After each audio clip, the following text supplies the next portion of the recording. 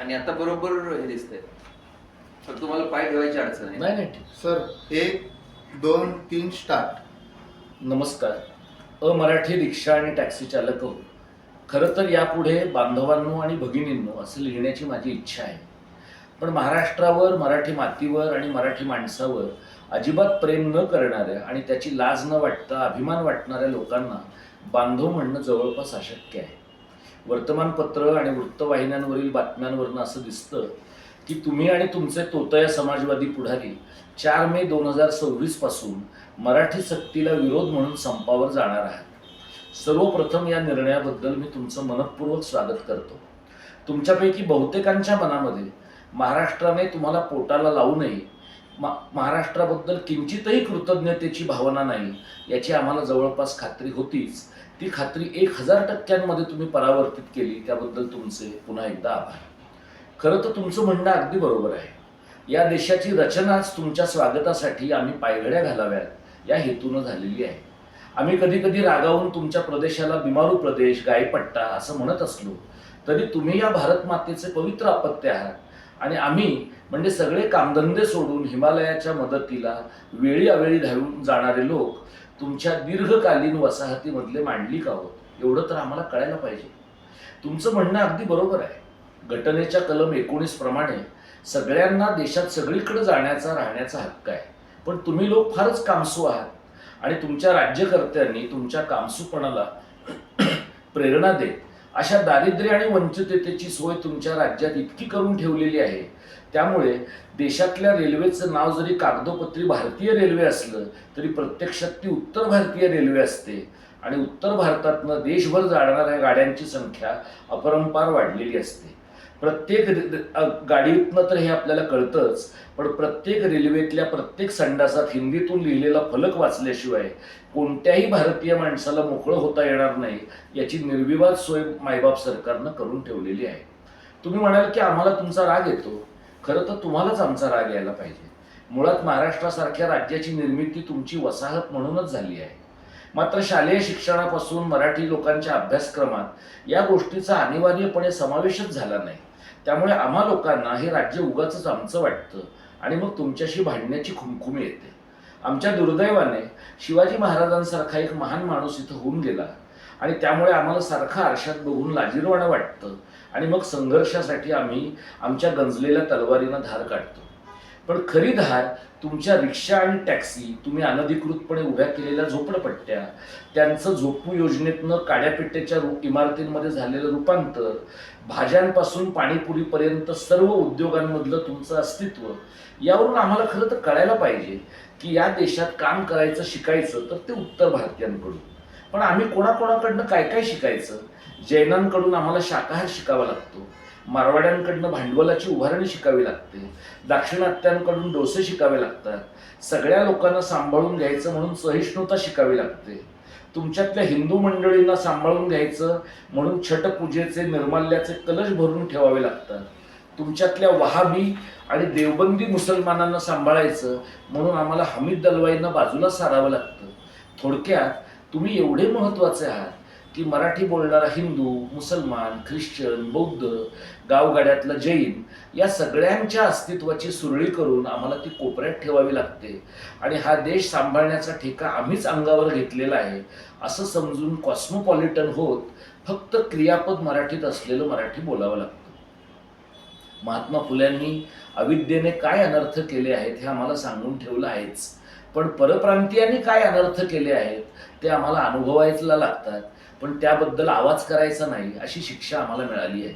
आमचे मराठी रिक्षा टॅक्सीवाले काही देवदूताचा अवतार नाही, पण ते या राज्याचा, इथल्या मातीचा भाग आहे. तुम्ही 2000 मैलांवरनं इथे येता, आधार कार्ड आणि अधिवासाचं प्रमाणपत्र कसं मिळवता हे जगजाहीर आहे.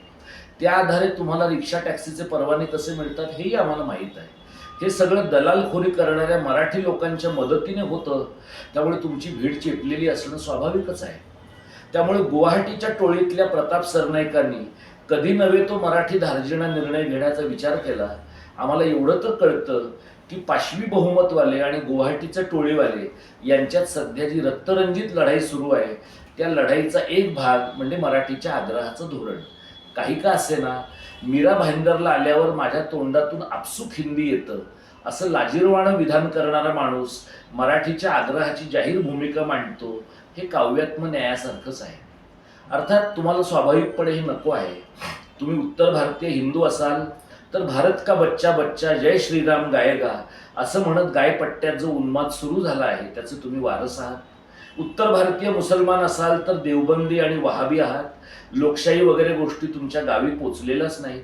त्यामुळे भाषावार प्रांतरचना झाल्यावर त्या त्या राज्याची राजभाषा शिकणं अनिवार्य आहे. असं तुम्हाला कोणी सांगितलं की तुम्हाला मिरच्या झुंकतात, मुळव्याध उठतं आणि मग लष्कर ए नोएडामधले गोदी मीडियाचे अँकर मराठी लोक प्रतिगामी आहेत, संकुचित आहेत, राष्ट्रद्रोही आहेत, मागासलेले आहेत, हिंसक आहेत असं सगळ्यांना सांगत राहतात. काही अपवाद वगळता आमची माध्यमंसुद्धा नरोवा कुंजरोवाच्या भूमिकेत असल्यामुळे आणि आमचे मराठीवादी राजकीय पक्ष इतर पक्षांसह जवळपास सगळे राजकीय पक्ष निर्णायक आणि टोकाची भूमिका घेत नसल्यामुळे स्थलांतरित आणि परप्रांतीय असून सुद्धा तुम्ही आमचे बाप झालेले आहात.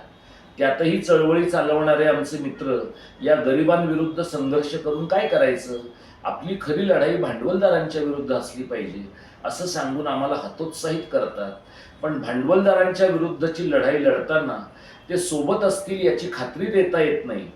जागतिक भांडवल आणि धार्मिक मूलतत्ववाद यांचा समसमा संयोग झाला की जी फॅसिस्ट राजवट उभी राहते ती एखाद्या देशात उभी राहिली की तिला भाषा संस्कृतीच्या राजकारणानं कसा छेद द्यायचा हे काही लोकांना कळत नाही आणि ज्यांना कळतं त्यांचं म्हणणं समाजापर्यंत पोचत नाही.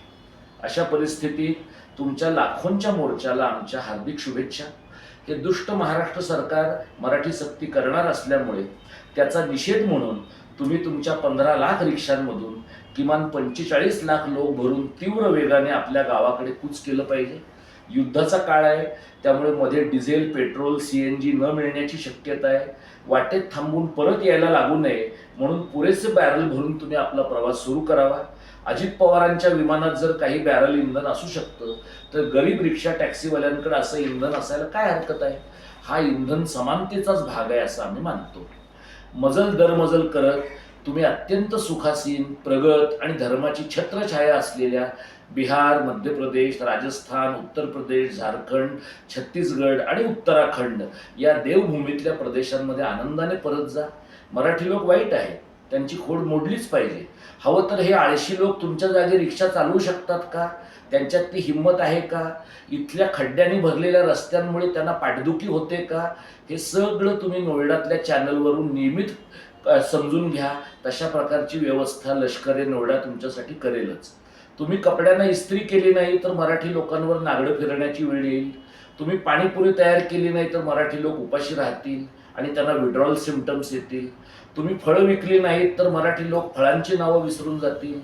तुम्ही मासे विकली नाहीत तर मराठी कोळणींचा फायदा होण्याची शक्यता आहे. तुम्ही MR झाला नाहीत तर मराठी डॉक्टरांना चैन पडणार नाही. तुम्ही प्लंबिंग आणि इंटेरियरची कामं केली नाहीत तर लोकांच्या घरातल्या गोष्टी तुंबून राहतील आणि महाराष्ट्रभरात लोक पत्रे टाकून राहतील. आणि या अर्थव्यवस्थेत जे अब्जावधी रुपयांचं योगदान तुम्ही देताय ते तुमच्या अनुपस्थितीमुळे बंद झालं तर मराठी लोक आणि पर्यायानं महाराष्ट्र देशोधडीला लागेल आणि मग इथले लोक तुमच्या राज्यामध्ये रोजगार करायला येतील. जेव्हा ते येतील तेव्हा तुम्ही त्यांच्यावर नक्की हिंदीची सक्ती केली पाहिजे. आणि आता कशी अद्दल घडवली असं म्हटलं पाहिजे. तर मराठी लोक हो, आता आपण पुन्हा एकदा घाबरून जाण्याची वेळ आली आहे. गुजराती मारवाड्यांचा पैसा नसेल तर मराठी माणूस भिकारी ठरतो. दाक्षिणात्यांसारखं इंग्रजी आलं नाही, उत्तर भारतीयांसारखे कष्ट करता आले नाही. म्हणजे थोडक्यात आपण एक स्वतंत्र भाषक समाज म्हणून जगायलाच पात्र नाही अशी आपली समजूत करून देण्यात आली आहे. हे आपल्याला समजून सांगण्यासाठी नियतीने शशांक राव, रामदास आठवले, वर्षा गायकवाड, संजय निरुपम अशा अमराठी आणि मराठी भैयांची नियुक्ती केली आहे. आता आपल्यापुढे 2 मार्ग आहेत. एक तर सपशेल माघार घ्यायची आणि मराठीचा आग्रह धरल्याबद्दल 107 उठाबशा काढून या आदरणीय परप्रांतीयांची आणि मराठी भैयांची माफी मागायची, किंवा पुन्हा एकदा कोऱ्या पाटीवर महाराष्ट्र धर्मावर आधारित मराठी कारणाची आणि संयुक्त महाराष्ट्राच्या दुसऱ्या लढ्याची नव्याने सुरुवात करायची. काय करायचं ते येत्या 1 मेला ठरवूया, कारण अद्याप तरी महाराष्ट्र आहे आणि महाराष्ट्र दिनही आहे. तोपर्यंत सगळ्यांना येणाऱ्या महाराष्ट्र दिनाच्या शुभेच्छा. जय मराठी, जय महाराष्ट्र.